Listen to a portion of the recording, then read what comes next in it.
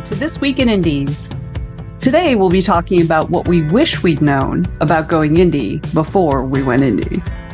What are some pitfalls we could have avoided? Did we have some fun surprises that weren't expected? What assumptions did we make that were just, well, wrong? And also, what sort of advice would we give new indies now based on what we've learned? And then, as always, we'll have the Indie Connection with C.L. Cannon, featuring indie books you might enjoy if you're a fan of Threadneedle by Carrie Thomas. So grab a bevy, join in on the chat as we get into the topic of If I Only Knew Then What I Know Now, with your host, me, Venessa Giunta.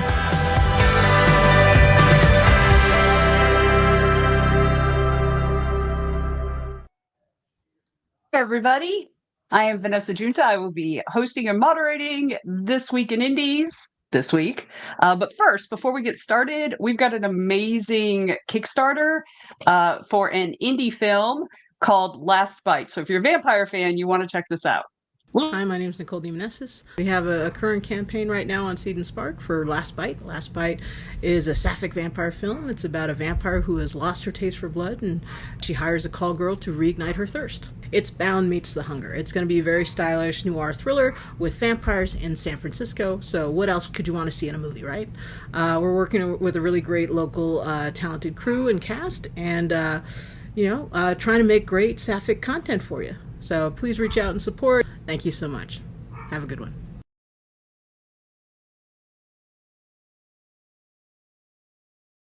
Oh, that sounds fun.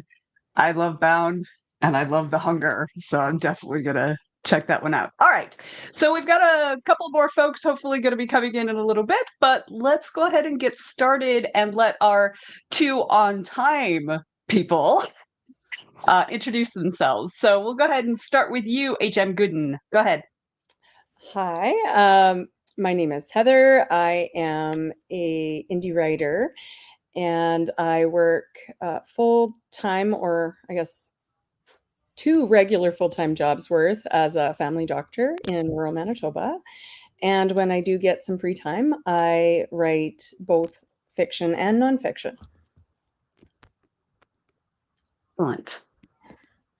And Wade? Hi, I'm Wayne, and I'm an indie writer. Hi, Wayne. Oh, sorry, wrong meeting. I'm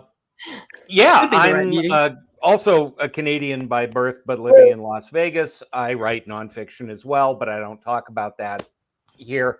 I write both historical fiction and urban fantasy, and the latest urban fantasy series, The Werewolf PI, Johnny Lycan, and The Last Witchfinder, just came out, so very excited about that. Woo! Congratulations! Yay! That's awesome! Huzzah! All right. As I said, I'm Venessa Giunta. I am also an indie author. I primarily write urban fantasy with horrific elements, supernatural suspense, that kind of thing. Also smut under a pen name that we won't talk about here.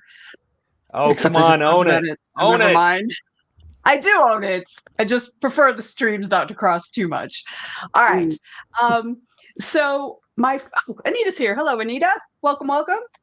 My first question is, so when you embarked on this, you were ready to embark on this crazy thing that is indie publishing, how much research had you done to start with? So when you started and you hit that publish button, what do you feel like you already knew? Did you feel like you were good? You knew what you were doing? So go ahead. Either one of you. Go ahead. Jump in. Go ahead, Heather. Or not.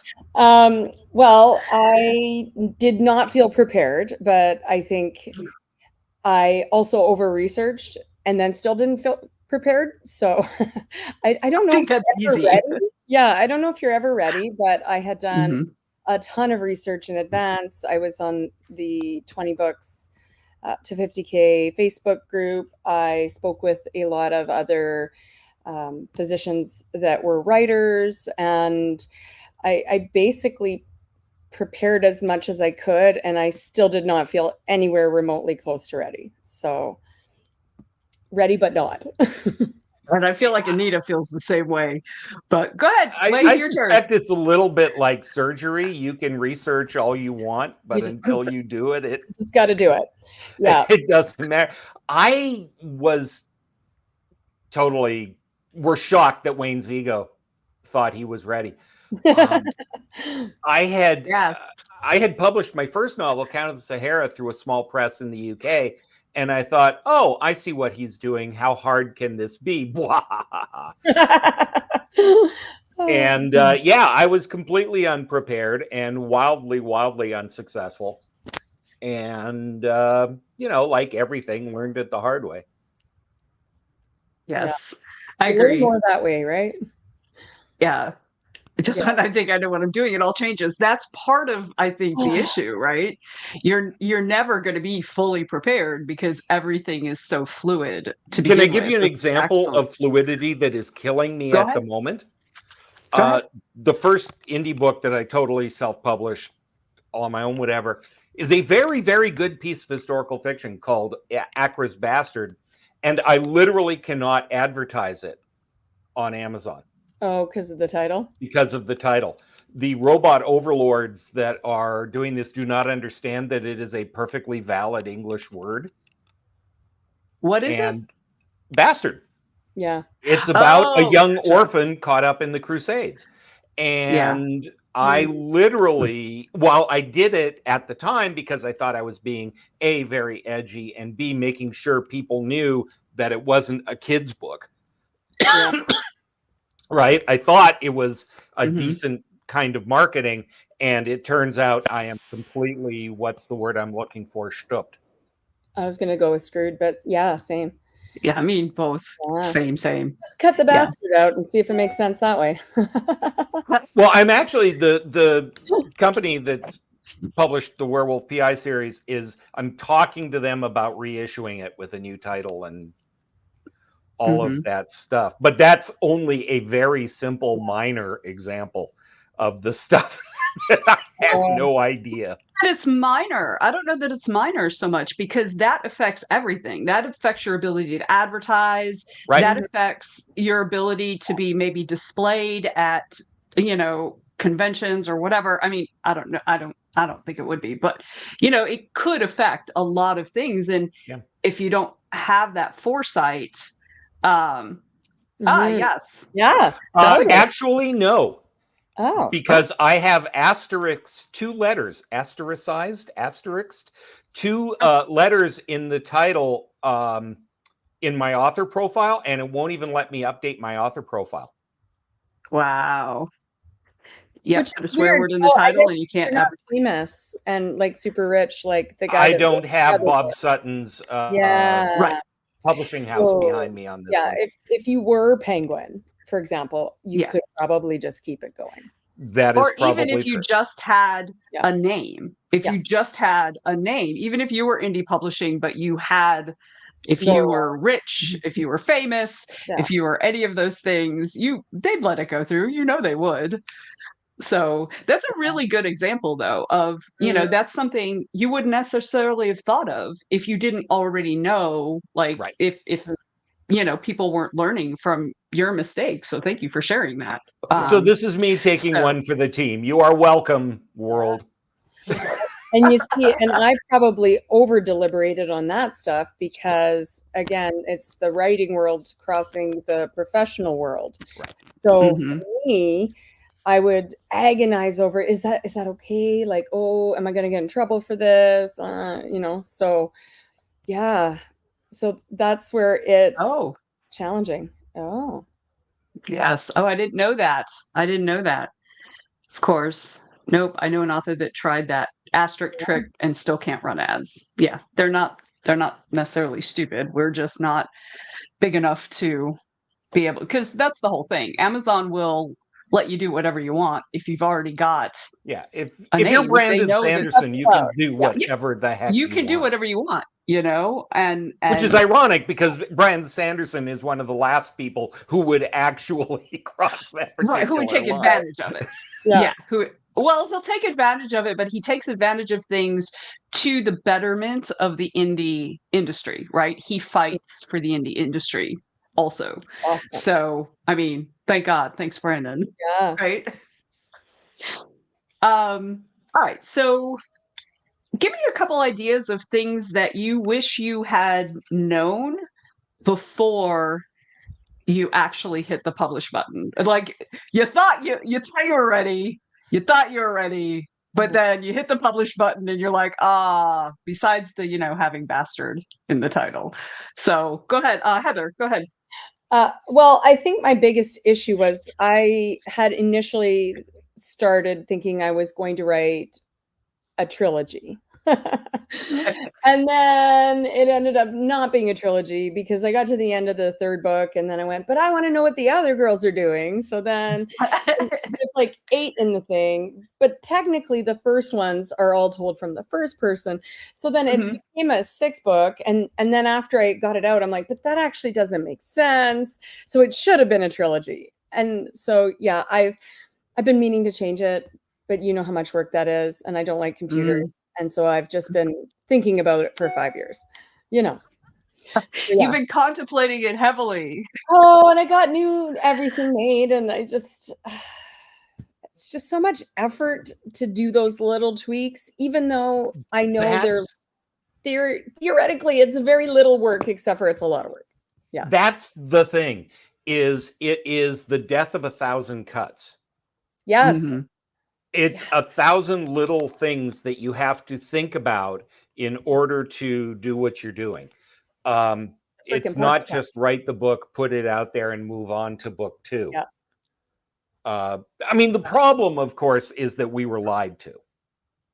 Yes. As authors, you grew up and you saw these various things, and an author would write a book and it was immediately nationwide book tours and country houses with big libraries, and you were famous, and it's all complete nonsense. But by the time you get into it, it's too late. You've already stepped in. You're already there. No, see, I never wanted to be famous, but rich is nice, so that would be okay. But famous, you don't want to be famous as a doctor because that's usually a bad thing. Almost always. Yes. Yeah. Yes. Anita can relate. She has so much back matter stuff that needs updating. I feel you on that. I found a bio online not too long ago that still has me living in Chicago, and I've been in Vegas for 6 years.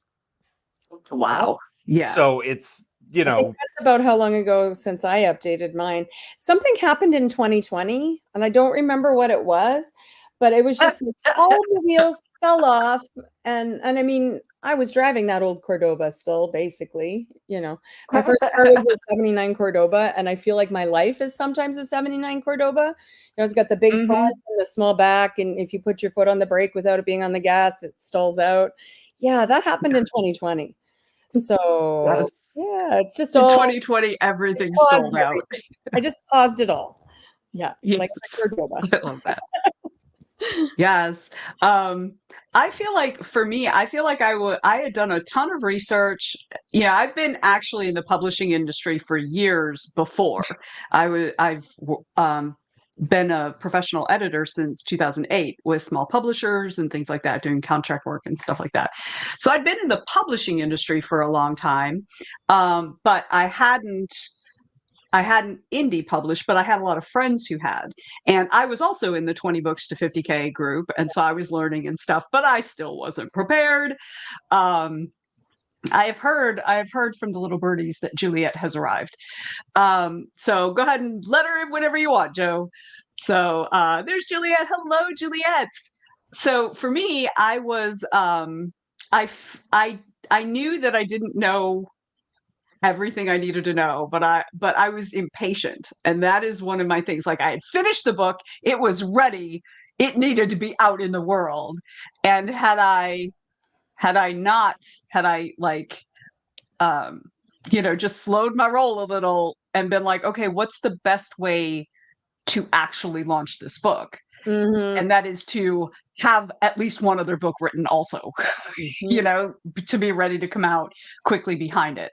So, yeah, so I was impatient. All right, Juliet, please Feel free to jump in. We're just at the kind of beginning. So if you want to let folks know who you are and what you write. Also, one of the question I asked, the first question I asked was how much research had you done before going indie? So if you want to jump into that, and then I'll tell you what our current conversation is, and you can jump into that too. Go ahead. Awesome. Also, everybody, I'm Juliette Rose. You can find me at authorjulietrose.com. I am a cross-genre author of 10 novels, and I am working on my 11th now.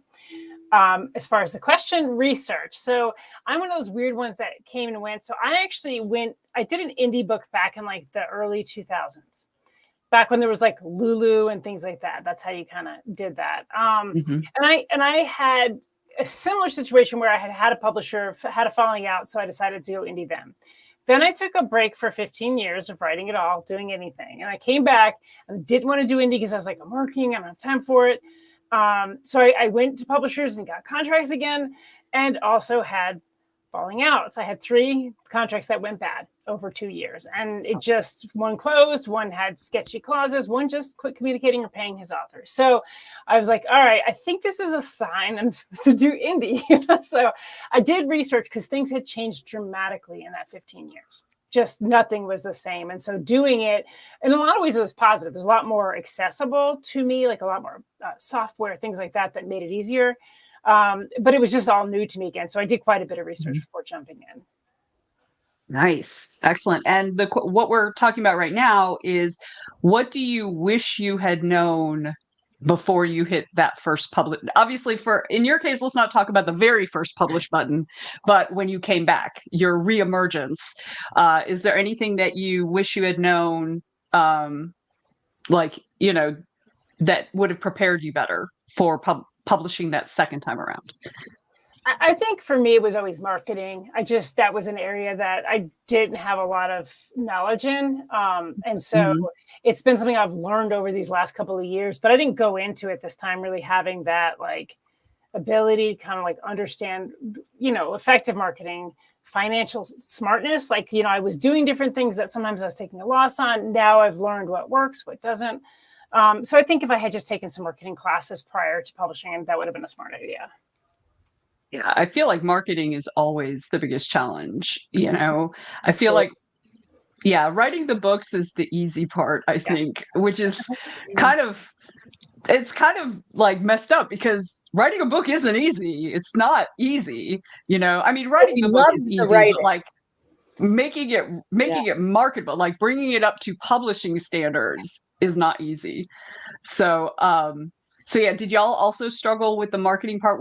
Did you feel like that was the bigger issue? Yeah, I definitely don't like it. And it's just because I just want to do the writing, but I also don't want anyone else to be in control. So I had never considered going the trad pub route because I didn't want them telling me what to do. So I knew I wanted to do indie. And I love picking my covers. I love getting the editing. I love doing all of the work around it. But I really hate selling things. And I hate having to change what I do because, this will sell better. Or I got to do this. And that feels like homework. It feels like the part that you don't want to do, even though it's incredibly important. So, yes, my story. It is the whole thing. And, there's lots of things, right? Like, do you release the book before the next book is written and all those types of things? But the way that I have come to think about it is there are 14 million titles on Amazon. And I think of that as a physical bookstore. Even if there was only one copy of every book that's there, right? There are 14 million books, and there are 25 to 40, depending on who you talk to, 1,000 titles coming every year that gets added to that bookstore, right? So how do they find your book? What are the odds that they walk into the bookstore and it's right there, and it's a genre they read, and it's got a cover that's attractive, and you do all the yes, right. And if you think about it that way, you realize how critical the marketing is. And my nonfiction has been trad published, so I love that process. I would love to work with a proper publisher to do stuff, because the collaboration makes for a better product, and it will drive you crazy. Yes, absolutely. Mm-hmm. And they don't do as much publicity as you think you do. They do. Yeah. You still got to do the work. That was a big part of my decision, because I've had interest in my book from trad publishers, agents, and stuff like that. But ultimately, I decided that I'm a little too much of a control freak for that. Hey, Heather, nice to meet you. So I'm starting to wonder if we have the same personality here. You also just said screw it and hit play early, you know. And yes, like, oh, this is sounding very familiar. We're twinsies. Heather, hair. How about you? I mean, Juliet, how about you with the marketing? Yeah, what I've learned is like like there's what works for one person doesn't necessarily work for another, and that's really. When I do a lot of events. I mean, I joke about it, but I had one cancel yesterday. It's the only reason I had this weekend off, because I literally do events almost every weekend.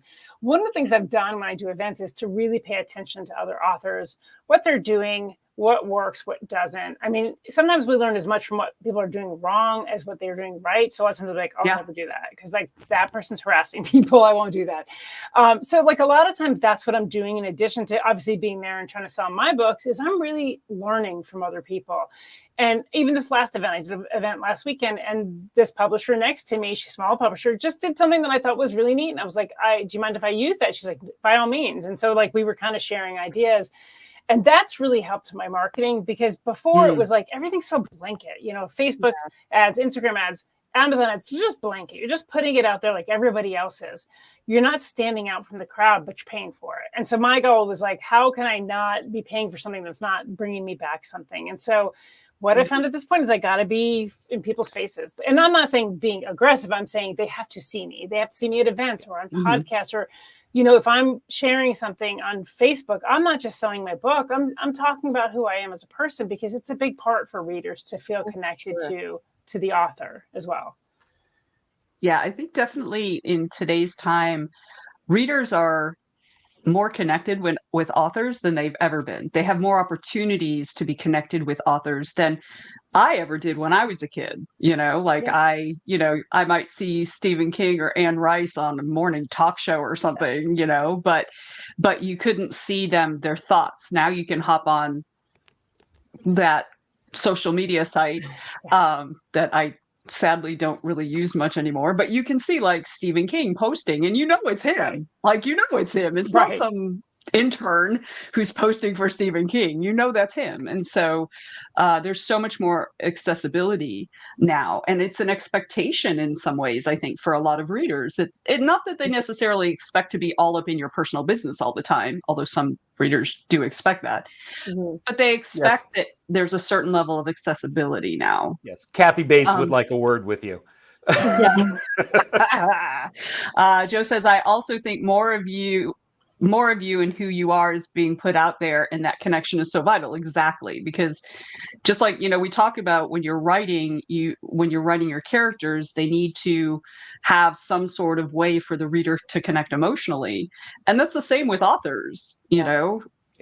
So that can be a double-edged sword, and some people have definitely imploded their career for it. So you got to be careful for sure. Like what you're putting out there. Like I'm not telling everybody all my business. No. I'm telling you in the business that I'm comfortable sharing as an author. And ultimately, when someone's buying your story, they're really buying two stories. They're buying the story of you, and they're buying the story you wrote. And so, like having the story of you is important. But like you can't be out there just like sharing everything. And there's opinions. I mean, the problem is that people want to put a face to a name. The problem is this is the face. No, there's nothing wrong with that face. With, I can totally see you hunting. There's nothing wrong with that face. Yeah, I agree. Your face tells a story. That's what people want to see. Yeah. I think there's definitely a balance. Okay, but we're getting a little off topic, although it's still really useful, I think, and really interesting. One thing I wanted to touch on: what kind of assumptions did you have before you went indie? What kind of assumptions did you have about the journey, or about the results, or about anything about it that you later realized was a little, unrealistic? Juliet, you're nodding. You look like you've got an answer. Go ahead. I think that, and I think a lot of people, readers, still have these same assumptions. I think that there was an assumption that, I would make money right off the bat, and I still haven't. So like I'm still in the hole. So like we're there. The other assumption I think was that if I wrote it, they would read it. You'll build it, they will come. And it's not that simple. And especially more now so than even say 15 years ago, because there's just so much more. The market's so saturated. So I assumed that I put out a good product. I won a few awards. People would want to read it. I did those things, and I'm still struggling to get out there. So I think accepting that it's nothing to do with the quality of your work, but rather it's just a saturated market, and you have to find ways to reach people. But yeah, I totally went in with those assumptions. Yeah, I think that goes straight to what Wayne was saying earlier. Go ahead, Wayne. Well, I just think that the problem is that the whole indie world is a double-edged sword, right? On the one hand, we have seized the means of production. We are no longer at the mercy of the gatekeepers. There are no barriers to entry. Yeah. And the problem is with any kind of art, there really need to be some gatekeepers. There need to be a few barriers to entry, because we're get lumped in with the bad stuff and all the stuff that gets associated, because people who haven't given it much thought. I mean, if you've been part of the 20 books to 50K, and it's been incredibly valuable information, you also realize that there are a buttload of people who are just cranking stuff out. Yeah. And that, by the way, is the correct collective term. Yes. It's a buttload of people who are just cranking stuff out to beat the algorithm. Yeah. And then somebody reads an indie book, and then they go, "Oh, you're an indie book, not so much." Right. So there's good news and bad news with that. I think that assumption that if it's indie, it's not very good, and it's not well edited, and it's not all that stuff, is slowly starting to go away. But it still exists, and we get tarred with that brush. Yes. Heather? Yeah, I mean, it's the everything that you said. It's just like living in a small town. The same things that make it good make it bad, right? It's not different things. It's the same things. So as an indie, you have all that control. You can release it tomorrow if you decide to. It could be amazing, or it could be just a string of the quick brown fox jumped over the lazy hen, right? So if readers don't know the difference, then sometimes they think indie means, well, you weren't good enough for trad, or they kind of forget that there are some huge novels out there that came about as a result of indie publishing, right? And a lot of their favorite shows they're watching, same thing. Yes, and I think that readers don't, when they're shopping for books, it doesn't even faze them. They don't pay attention to whether it's published by Penguin, Random House, or an indie author. But when you're talking to them, like when they ask, oh, you're an author, like, are you public? Like, who put your book out or whatever? And you say you're an indie author, then they start making assumptions. But I think, yes, Random Penguin House. You don't know how hard it is for me not to say that, because they totally should have named it Random Penguin House. All right, sorry. That's my own thing. Oh, now I've got pictures in my head. Right? Like they had a perfect opportunity. It would have been hilarious and awesome. They taught them how to they lost. Great. All right, let's get back. What other assumptions? So Juliet shared hers. What other assumptions did you guys make about being an indie author that you were disabused of? I mean, that it would be easier. It's not, Yeah.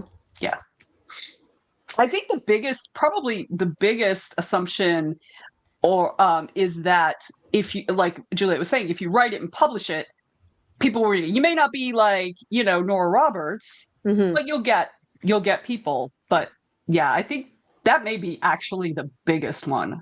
Well, again, you're walking into that giant bookstore. Yep, and there's absolutely. so many things that you have to think about. And sometimes you make decisions just because the heck with it, I'm going to do it. I mean, my first 3 novels were historical fiction.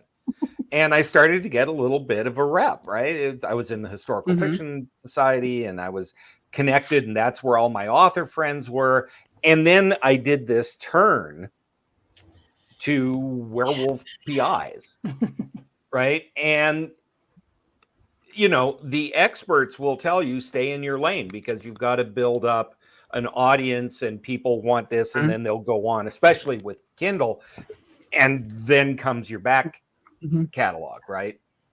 Well, guess what? It's a totally different genre. They're totally different readers. What, am I not going to write that book? And see, that's my current struggle because I write mostly YA paranormal fantasy. And then I also write poetry that is related to medical things, right? So on one hand, I'm talking about magic. It's like nobody dies. And then on the other hand, I'm talking about death and dying all the time. So, and I didn't change my name because that was just another step that I couldn't handle, was writing under 2 names. So I'm just picturing medical. There once was a surgeon from Saskatoon who. Never mind.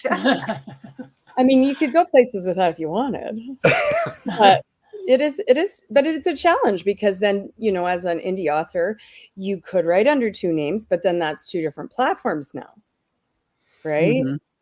And my ego wouldn't let me do that because I'm writing in nonfiction, my nonfiction business, pay the bills, big boy job. Right. I'm writing for that. Then I've got my historical fiction, and then I've got werewolf PI foolishness, and the Venn diagram of audience for that is about that thin, right? But my ego wouldn't let me. It's like it's the same amount of work to do each of these things. And why would I let the world think that was 3 different people? Yeah. Well, and we can't underestimate the reader. I mean, we're saying, well, we need to change it because they're not smart enough to know the difference. And that's silly. Like, you have readers, I think they can figure out a genre by, the title, cover, and where it's shelved. And I guess the other issue is between the 2, there is some overlap. So I decided instead of doing 2 different things, like you said, ego is definitely part of it. Lazy is probably 50% of it because I just can't handle extra bells and whistles. But at the end of we truly are twinsies. I mean, right? So I've decided that, it isn't so much that I'm writing in different genres. I write what I want to write when I want to write it. But everything is about basically magic and making the world a better place. And sometimes that's through poetry, and sometimes that's through giving people, control of the elements. I mean, really, it's the same thing. It's also, do you have more work out there? I mean, now with 6 novels, my assumption is that if people have read more than one of them, they think I'm a pretty good writer and I tell a decent story, and they might be willing to take a chance on a different genre than they would otherwise, right? Yes. And I mean, that happens with the big names. So Stephen King writes under a few different names in the past. I mean, but he also just writes other genres besides horror. A lot of people don't know that, but he's written like detective noir, and he's written fantasy. And he's written, And I will read a lot of the different things if it's an author I like. So I've read a lot of the different genres from Stephen King, as long as they're not too scary and nothing with zombies, because I can't do zombies. I don't know. But either. Oh my God. It's like this ethical, deep, moral disgust of zombies or something. So What's funny about the Twinsy thing is, Heather's curly hair part's on the opposite side of Vanessa's. Like it was meant to be. We're mirror images. I'm sorry to keep y'all out. I think Juliet and Wayne, you can also we can be quads if you want. It's fine. All right. Anita says, I write fantasy, epic, and historical, horror, poetry, steampunk, and now paranormal cozy mystery. Nobody has ever complained.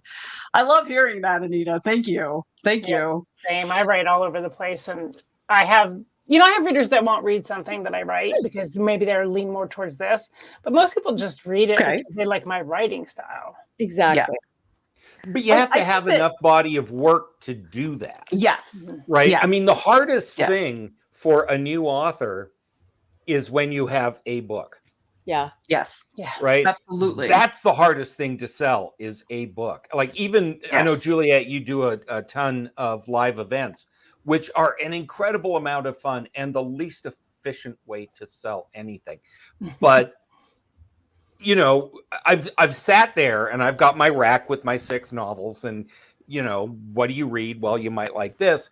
If you've got one book, right? It's like, That's please read my book. Well, if it's cozy romance, whatever, it's going to take an act of God to get me to read that thing, even if I like you and think you're a decent person, because that book isn't going to appeal to me and there are no other options.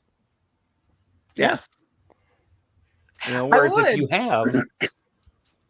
Yeah, I agree 100%. Having more books. When I only had one book, it was very, like, you can't even always make your money back on your table if you only have one book.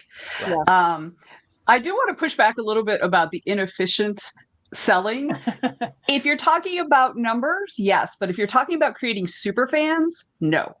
Like, in-person events are the most effective way to make super fans. Yeah, I also sell a ton in person. I do. I sell a ton in person. I do too. We're online. It's kind of hit or miss. Well, and in person, it's because people stop. They look at you. They see you. They meet you. They talk to you. They like you. Even if they don't read the book, sometimes they'll be like, oh, I like them. Maybe I'll read this. And it lives on their shelf now. But that's fine because you still sold it. Right. And if they don't read it, maybe somebody else in the house does. But that's how word of mouth happens. Yes. Right? So I think, and I'm not disagreeing with your overall point at all, Wayne, because it also depends on what you're thinking about. Like if your target is super fans, absolutely in-person reading. If your target is many sales to many people, then yes, there are other ways to do by that the time you deduct the cost of the table and and time for money too, right? So in theory, selling online when you're sleeping is much more efficient use of people's time. Absolutely. Yes. But I have had situations. I have had situations in person where I've like somebody came to an event the following year and like, I read your first book. I want the rest. Or I just said that, I read all your books. I have a friend who's going to love them, so I want to get autographed copies for them too.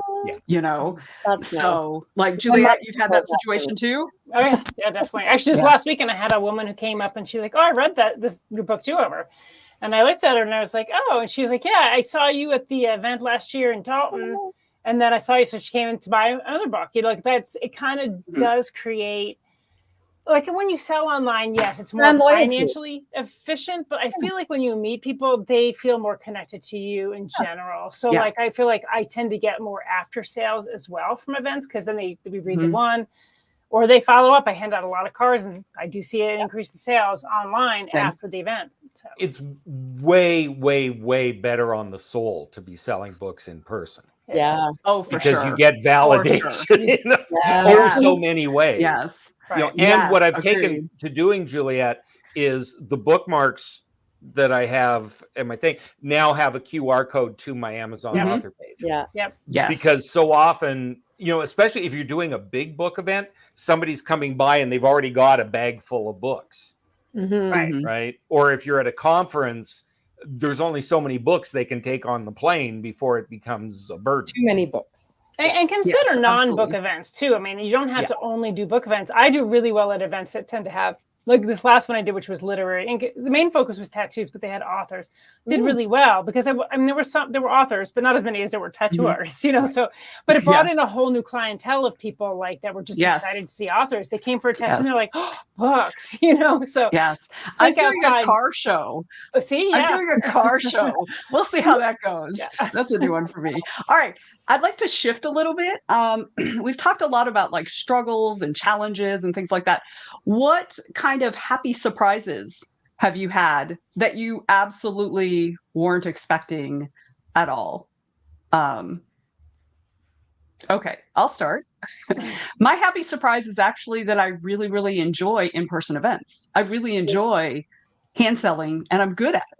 Like, I really enjoy that. That was a surprise to me because I'm not an introvert, but like I'm an ambivert. So I can be extrovert and I'm awesome and super cool, but then I have to go be by myself for a while.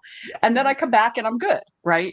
I'm not afraid of it. I'm not, you know, it doesn't intimidate me or anything like that. But I've never historically been very good at selling in general. And it's always hard to kind of talk good about yourself because then, you know, we're socialized not to do that because it's bragging, right? So how about y'all? Happy surprises. I think for me, and I think that like we always hope this will be the case, but like when we write something, you know, we're kind of writing it for ourselves and it's speaking to us. And put it there, and we hope it speaks to us. But like actually having someone come and say, this really mattered to me, or it changed my life, or like quoting my work, like that always blows on when they quote something out of one of my passages and they quote it and share it. I'm like that's amazing to me. So yeah. Yes, I love that. Good. Happy surprises. Or Wayne? Go ahead, Heather. Yeah, no, I thought I heard Heather, but it's just like when I was a cashier and people would say hi there and I would turn because they were saying hi there, but not my name. I think probably for me, it always makes me feel good and really super awkward, like the 13-year-old me version when patients say that they love something I wrote, because I don't cross those streams ever. And yet people, I think they Google you when you're not looking. I know they do. Right. For sure. It's like really awkward on the one hand. And then you're kind of like, oh, you like it? Thank you. You know, and it's just, I don't know. It's kind of like meeting somebody that is famous, but they're talking about you. And I don't know. That can be surreal sometimes. It is really odd and awkward, and it's not just people that my mom has told all about my stuff, because that does play a role. And I'm not going to lie, she is probably the best advertising for my work ever. But it's always weird and special and awkward when somebody actually approaches you with something you've written. You know, it's funny. You talk about 13-year-old you. For me, the thing that thrills my 13-year-old soul is hearing from people, especially in other countries, this notion that something I wrote. I've got, super fan is a weird word, but I've got a big old fan in Belgium who has read everything in every genre. God love him. And that's kind of cool. And I hear from people in Australia, and my first novel was about a real life historical figure whose granddaughter reached out to me, and she was living in South Africa. That's cool. That would just blow my mind. That would have been the coolest thing. Career, I could retire now.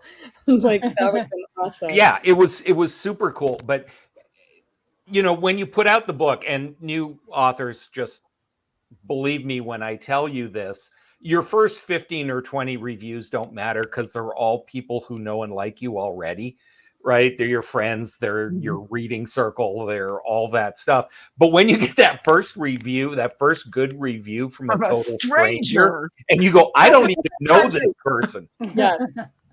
That will make your week. I mean, it is so 100%. It's superficial and shallow and dumb and completely has nothing to do with making money. Superficial at all, and it's cool as hell. It's just so validating that something that is so important to your heart has landed somewhere else in the way that you wanted it to.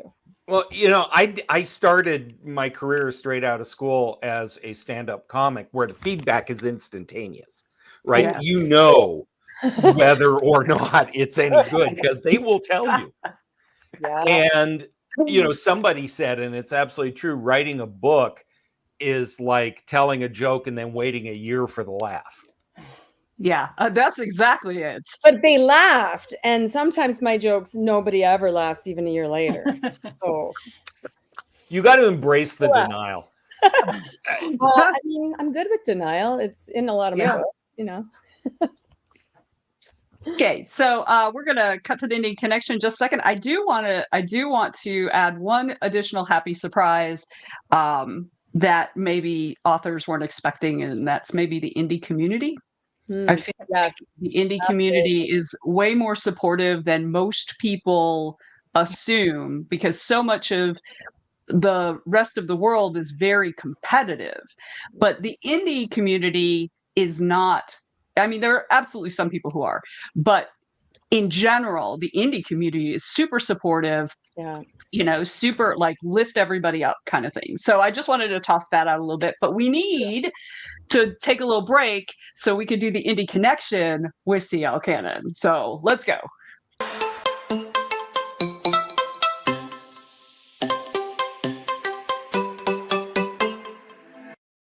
Hey guys, CL Cannon here from Fiction Atlas Press, bringing you another Indie Connection. Today I'd like to tell you about some indie books that you might enjoy if you're a fan of Threadneedle by Carrie Thomas. The first book I have for you is called Curse Painter by Jordan Rivet. Briar is a curse painter who can wreak havoc with the flick of a paintbrush, but she doesn't want to hurt people anymore. She has fled her family's deadly curse business to start a new life peddling non-lethal jinxes and petty revenge. Her destructive powers catch the eye of a charismatic young thief called Archer, who hires her to help him save a kidnapped friend from a ruthless baron. Briar joins Archer's ragtag outlaw band, thinking it's her chance to make amends for her crimes, but the family business won't let her go so easily. When her violent past jeopardizes Archer's rescue mission, Briar must confront the dark arts she left behind and decide what she's willing to destroy in order to be good. The second book I have for you is called The Bookbinder's Daughter by Jessica Thorne. On her first day as a bookbinder at Airedale Library, Sophie gazes in awe at the grand, turreted building nestled deep in the English countryside. It's where her mother Elizabeth worked too, before she disappeared. Clutching her leaf-shaped necklace, all that Elizabeth left behind, Sophie hopes to finally find the truth, and soon feels strangely at home alongside her fellow binders. But everything changes when a beautiful door, engraved with a leaf matching her mother's necklace, swings open at her touch. Sophie gasps at the impossible sight inside, a silver tree growing higher than the library itself. Amidst the gentle rustling leaves, Sophie hears a familiar whisper. Although there's no one to be seen, she's certain it's her mother's voice. "There you are, my Sophie. I knew you'd come back for me." Could the magical library itself have stolen her mother away? And could the necklace unlock the secret of the tree? Asking the enigmatic keeper of the library for answers gets her nothing but dire warnings. And when another face from her past appears at the grand doors of Airedale, Sophie's blood runs cold at her sinister smile. Will she ever find the truth about her mother, or will Sophie be the next to disappear? The third book I have for you is called Girl of Hearts by J. Gabriel Gates. 4 tribes of ruthless demigods rule over luck in our world. Hearts, diamonds, clubs, and spades. To save her mom, Aggie must join them. As a future scientist, I don't believe in gods or in luck. My OCD is under control, mostly, and I'm on track to be class valedictorian. But when my mom disappears, the search for her leads me to the dangerously handsome Jack of Hearts, a demigod with the power to control luck. Mom may have been captured by bad luck gods. To save her, I have to join Jack and his fellow Valentines. I find myself whisked into the world of opulent mansions, gorgeous people, and fancy cars. But being a demigoddess isn't all glamour and popularity. It can be deadly. Now I'll have to master my newfound luck powers, battle the dark suits, and brave the unlucky underbelly of Detroit, all while keeping my OCD at bay, or risk losing my mom forever. And the last book I have for you is called The Wish Eater by Claire Luana. A desperate wish, a creature shrouded in mystery, a perilous journey to the heart of what it means to truly live. There's no greater pain than a wish unfulfilled. a truth Elodie Mercer and Sebastian Beringer know all too well. After 4 long years of trying for a child, Elodie's hopes of motherhood have all but consumed her. She's convinced a baby will save her loveless marriage and help banish her husband's demons. Sebastian suffered his own secret pain, watching Elodie married to the wrong man for all these years. So when a stranger comes to their quiet village with a fantastical tale of a mythical, wish-granting creature, Elodie latches onto the story as her salvation. Driven by the desperate desire to see their wishes fulfilled, Elodie and Sebastian embark on a dangerous quest to find the Wish Eater, only to discover that there are things worse than a wish unfulfilled, after all. Okay, that's all for me this week. I'll see you next week on the Indie Connection. Bye!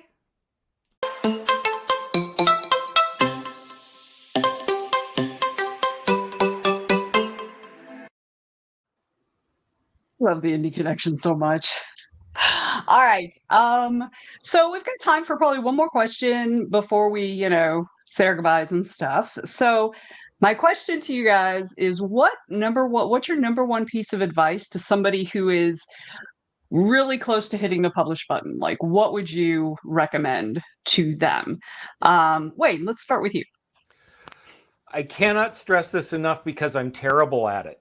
And it's something that AI can help you with. So I'm just saying, I know it's the devil, and sometimes you got to make a deal with the devil.